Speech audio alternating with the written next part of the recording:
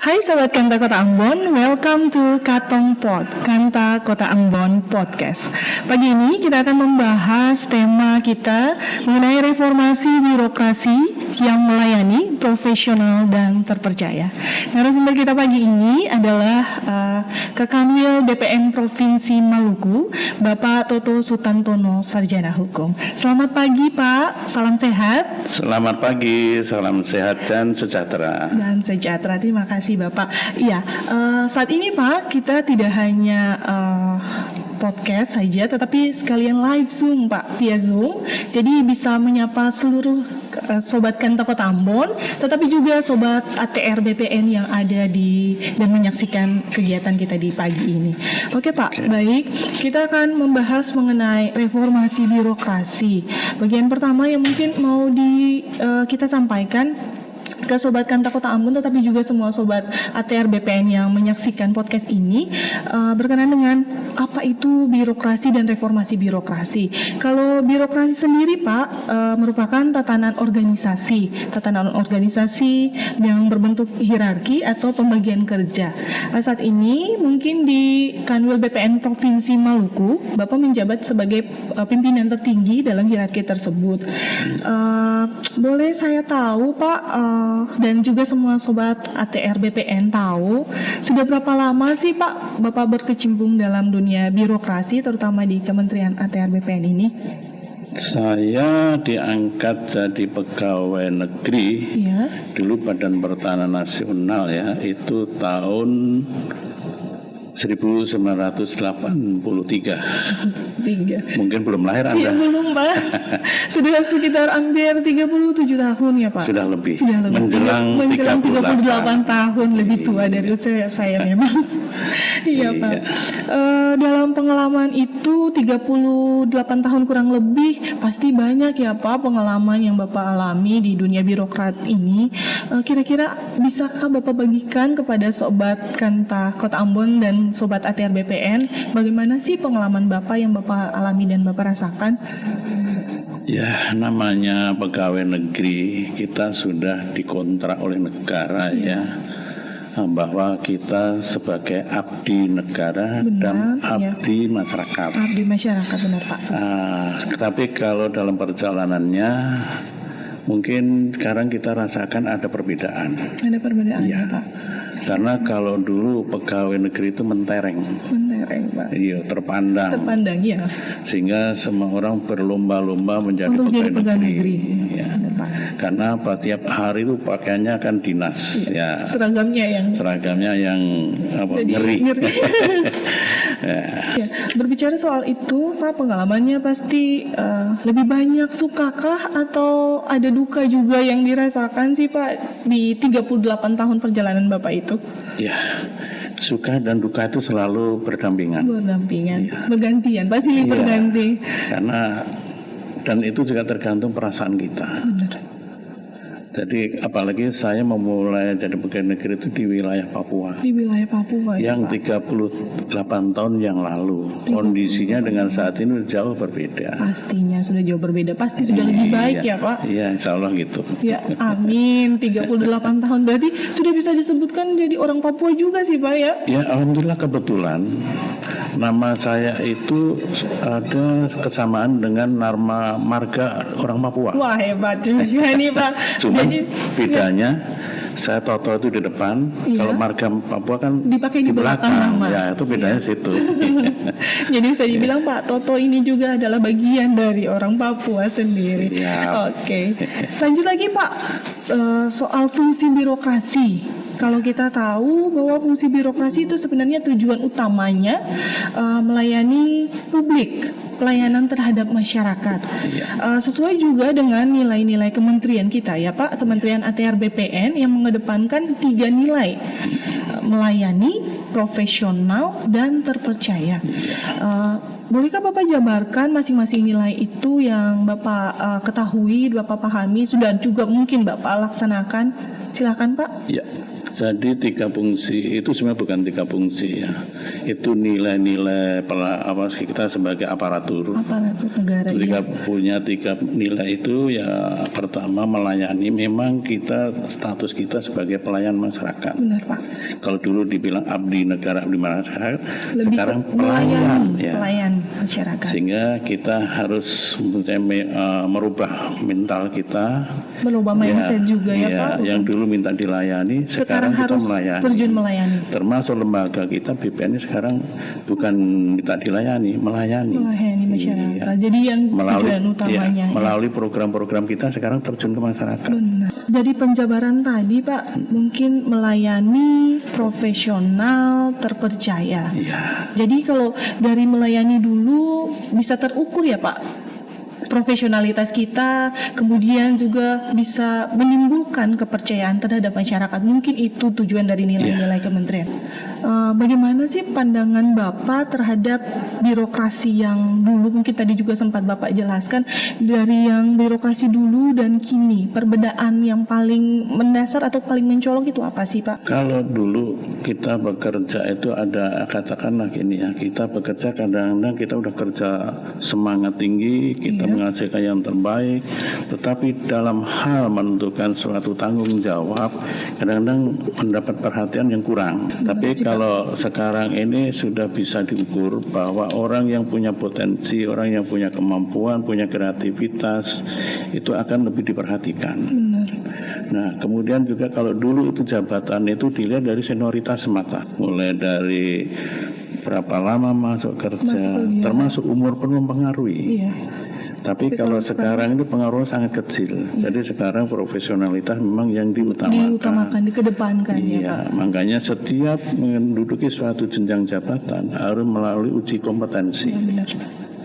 Jadi siapapun, tidak dibatasi usia, tidak dibatasi berapa lama bekerja, tetapi kalau dia berkompeten dalam bidangnya, bisa mengikuti seleksi ya Pak. Biasanya ada seleksi untuk itu. Ada. Dan ini untuk kita di Maluku dan lembaga BPN sudah terbukti. Mungkin beberapa waktu lalu ada pejabat-pejabat yang baru yang usianya masih muda, tapi jabatannya bisa lebih tinggi. Ya benar Pak. Ya. Lanjut lagi Pak, soal kecepatan reformasi birokrasi ini, kepentingan untuk melakukan perubahan. Itu kan dibutuhkan juga agen perubahan, tetapi juga komitmen dari pimpinan. Bagaimana Bapak menyikapi hal ini Pak, terkait dengan komitmen apa yang mau dilakukan selaku pimpinan, khusus di Kanwil BPN Provinsi Maluku untuk melakukan reformasi birokrasi? Saya selaku pimpinan di Kanwil BPN Maluku saya selalu pertama saya punya komitmen, siapa yang mampu itu yang harus dihargai. Benar.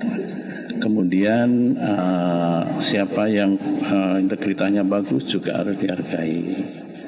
Nah, kemudian untuk bisa mewujudkan itu, karena kita nggak mungkin hanya meraba-raba jadi kita harus punya standar-standar nilai tertentu, untuk menilai itu. Sehingga di situ saya selalu mengajak teman-teman gunakan kesempatan untuk berlatih, untuk belajar, untuk peningkatan pendidikan. Dan itu dari dulu memang saya buka untuk semua, karena saya merasa sebagai atasan lebih senang kalau punya bawahan tuh yang pintar-pintar. Sehingga saya ngomong sekali mereka udah bisa terjemahkan, jadi nggak terlalu capek. Itu supaya menerjemahkan, melakukannya juga mudah. Untuk penerapannya sendiri di dalam Kanwil BPN, bagaimana, sudah sejauh mana sih Pak penerapan melayani, profesional, dan terpercaya itu diterapkan di Kementerian Agraria, khusus di Kanwil BPN, tetapi juga di kantor-kantor pertanahan yang ada di lingkup kerja kantor wilayah BPN Provinsi Maluku? Ya. Jadi kita dengan nilai-nilai pelayanan yang melayani, profesional dan terpercaya itu, kita membuat suatu pelayanan yang semua orang bisa memahami, mengetahui, dan dapat memperoleh kemudahan. kemudahan akses untuk itu ya Pak. Untuk akses pelayanan kita kemudahan, baik itu secara tatap muka, mungkin melalui media yang sekarang ini sudah sangat pesat perkembangannya. Salah satunya juga podcast seperti ini. Hari ini kita bisa ngobrol itu karena adanya perubahan-perubahan dari sarana prasarana, kemudian kita memanfaatkan itu untuk mempermudah pelayanan kita pada masyarakat. Benar Pak. Iya. Di Kanwil BPN Provinsi Maluku ini sendiri ya Pak, menaungi kurang lebih 7 kantor pertanahan dan 1 kantor perwakilan ya Pak. Tapi di Provinsi Maluku sendiri ada 11 kota administrasi, 2 kota dan sisanya kabupaten kota. Bagaimana sih Pak menjangkau itu semua pelayanan pertanahan? Karena belum semua sih Pak, ada masih tersisa 4, kurang lebih 4 kabupaten yang belum ada kantor definitifnya Pak. Ya. Jadi saya masuk di Maluku ini saya juga merasa heran. Iya Pak. Ada kantor pertanahan yang sudah menjadi perwakilan selama 12 tahun belum didefinitifkan.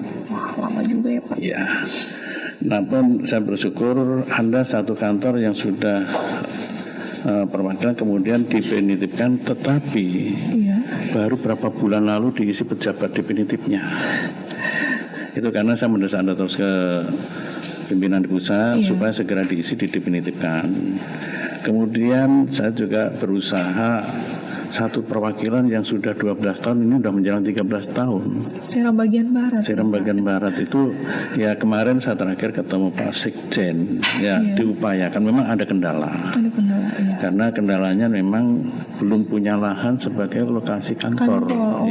Mungkin biar sobat ATR BPN juga tahu ya kenapa sampai 12 tahun itu belum terlaksana untuk jadi kantor definitif. Ya, 1 kendala hambatannya karena belum punya lahan untuk membangun kantor.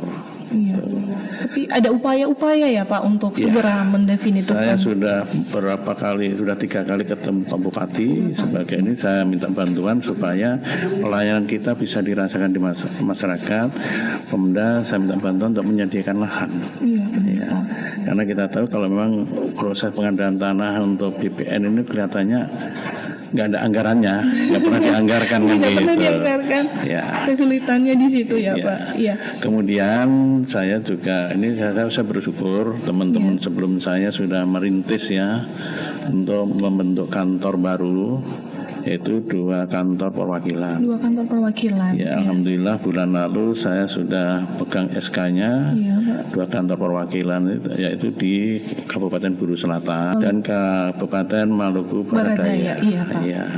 Karena kesulitan juga Pak. Kalau sekarang kan sedang gencar-gencarnya giat-giatnya program PTSL. Betul. Memang untuk pendaftaran pertama kali kita menjangkau sampai ke kabupaten kota yang memang juga belum ada kantor definitifnya. Tetapi nanti kan kalau masyarakat ya Pak mau melakukan pelayanan untuk peralihan hak untuk pelayanan yang lain, nanti kan agak kesulitan Pak jangkauan dari Maluku Barat Daya misalnya ke kantor Maluku sekarang Kepulauan Tanimbar kan agak jauh Pak, susah aksesnya. Jadi semoga ini menjadi angin segar buat masyarakat di Maluku Barat Daya.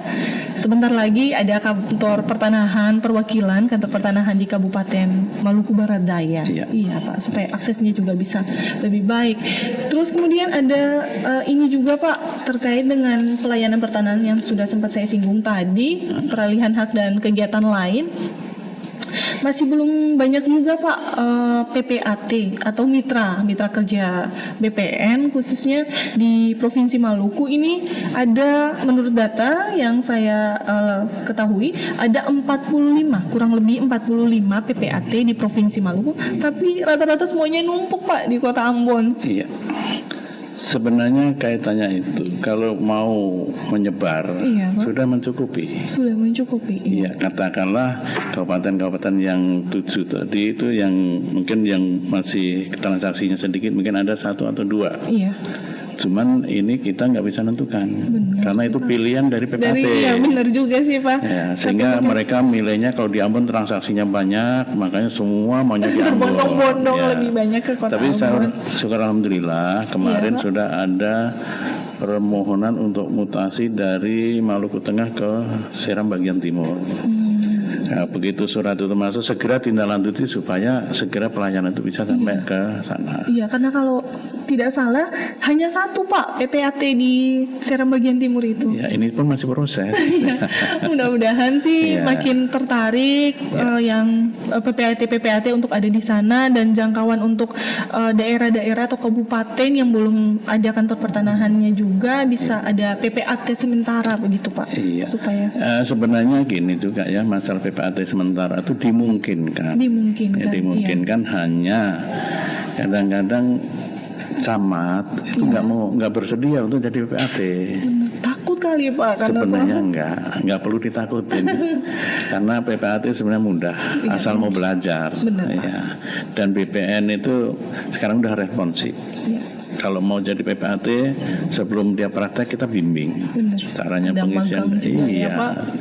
Sebenarnya itu, tapi ya itulah tadi karena teman-teman di kecamatan ini kadang-kadang memang mungkin 1 tahun dia mutasi, nah itu juga mempengaruhi kinerja. Jadi itu juga bagian dari tantangan ya Pak, tantangan yang dihadapi kita dalam menghadapi reformasi birokrasi ini.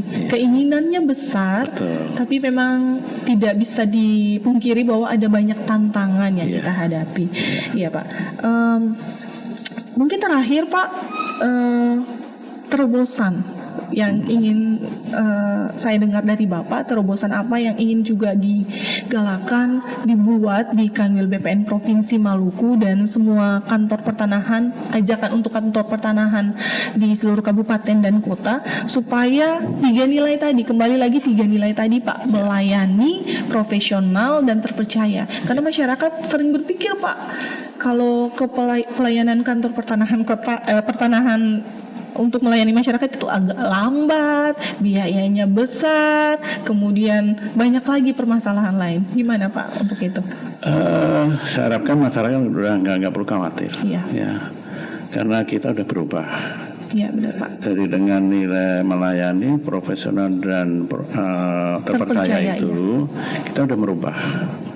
Dengan mencanangkan zona integritas setiap kantor pertanahan, otomatis semua aparatur yang itu sudah harus merubah.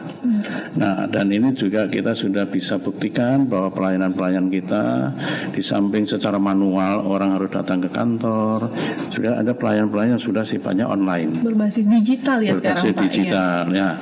Ini memang belum bisa menjangkau seluruhnya karena digital itu kan perlu internet, jaringan internetnya kan belum menyeluruh ke semua daerah. Dengan itu, tapi kita tetap mengajak, termasuk misalnya masyarakat mau membebankan hak tanggungan, nggak perlu BPN, dia cukup di PPAT, ini itu kita sudah, dan itu waktunya pun sudah terukur, ya, sehingga nggak perlu khawatir lah masyarakat. Tapi yang penting mau komunikasi dan rajin mengakses akses informasi pertanahan. Sekarang tuh dimanapun kita bisa ngecek tanah kita di mana. Pakai gadget aja bisa. Nah, itulah kemudahan-kemudahan yang sudah kita perbuat. Kemudian itu selalu berkembang. Ya, bukan hanya terbatas sampai yang sekarang, berkembang terus. Karena kita ingin mewujudkan bahwa pelayanan BPN adalah pelayanan yang berstandar dunia. Benar. Jauh lebih baik dari sebelumnya. Lebih mudah dan lebih, bukan murah ya, lebih terukur.